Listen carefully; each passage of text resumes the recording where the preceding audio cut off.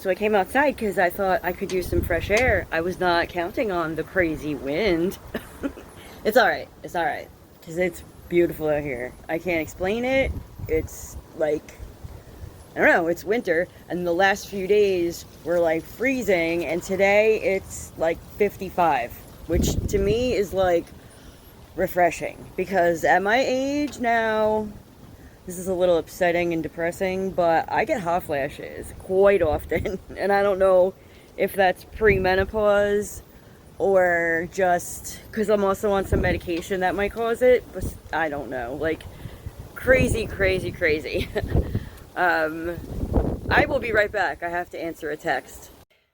Alright, so I tried to do the outside thing. It was so windy, I couldn't even, like, stand it. And I don't know, like, if, this is gonna be like one of those deals where I have to connect the two videos. I don't know. If that's not important. I wanted to talk real quick. I'm not gonna make a full video because I want to do a full video on Gypsy Rose. Everybody in the world is just blah blah blah about her lately.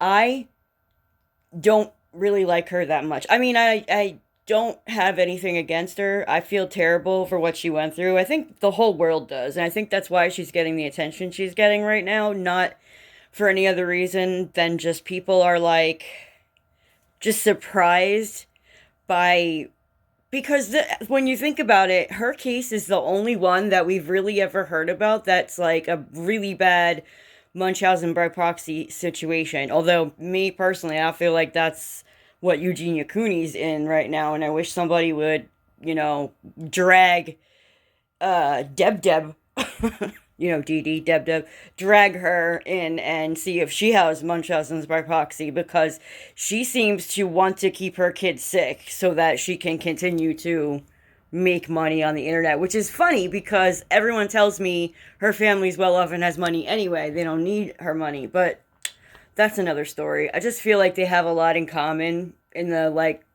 fact that they are isolated, or were, Gypsy's not there anymore, but, like, they were isolated and their like family was the only people around. In Gypsy's case she only had her mother, and in Eugenia's case she has her mother, her brother, and her dad, but mostly you see her with the mother. So it's so similar, it bugs me out.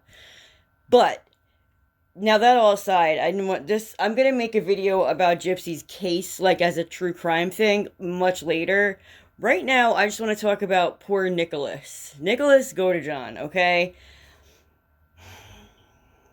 Stabbing Dee Dee was a horrible thing, alright? And it obviously proves that dude has some really, like, messed up issues going on, right? But he also is, like,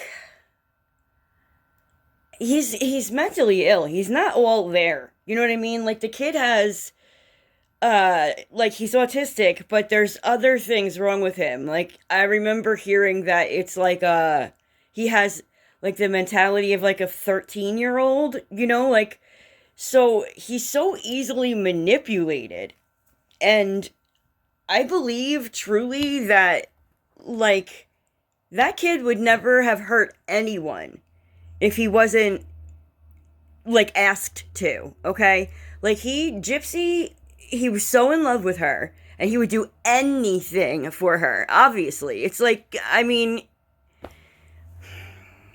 it makes me so mad seeing Gypsy on every single channel, every single news program. She's on The View, she's on Entertainment Tonight, you know what I mean? Like, everywhere you go, it's Gypsy this, Gypsy that. They're following her to buy shoes, and, like, it's just 5-part documentary on Lifetime, blah, blah, blah. Can you imagine all the money that she's making?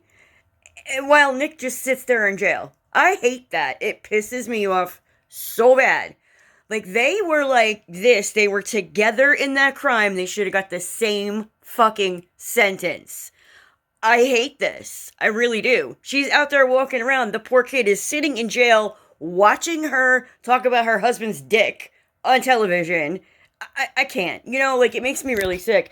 Nick is probably crying in his cell every night. Honestly. Like, the woman that he was in love with, the woman that he threw his life away for, is out there flaunting her new man and running around New York City and like, it's just, it makes me so mad. Like, I'm sorry, it really does. And then you have, so Nick now is, thank God, trying to get a new trial. And that's because in his first trial, his lawyer didn't even go with the like diminished capacity thing. Like, Nicholas was, he was like living in a fantasy world where he was a 500-year-old vampire, and he was with his mate. He needed to free his mate from the evil stepmother thing. You know what I mean? Like, he went in there and he killed Dee Dee, but I think it was like he didn't understand the reality of it. He thought he was doing it to free her, like to free the princess from the evil stepmother. You know what I mean? So they could run away and have their life together. Now, the minute they get busted, she turns on him, trying to talk about, I didn't know he was going to do that. And then finally, when she tells the truth, it doesn't do him any good because his lawyer didn't even bother with the fact that he's not all there. You know what I mean? Like, I just feel like he shouldn't have been held responsible the way he was. Definitely not life without parole. That's fucking ridiculous.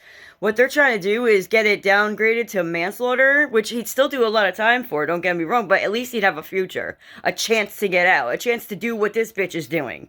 You know what I mean? Just doesn't seem fair. And that's all I wanted to say. I'll show you this screenshot from Banfield.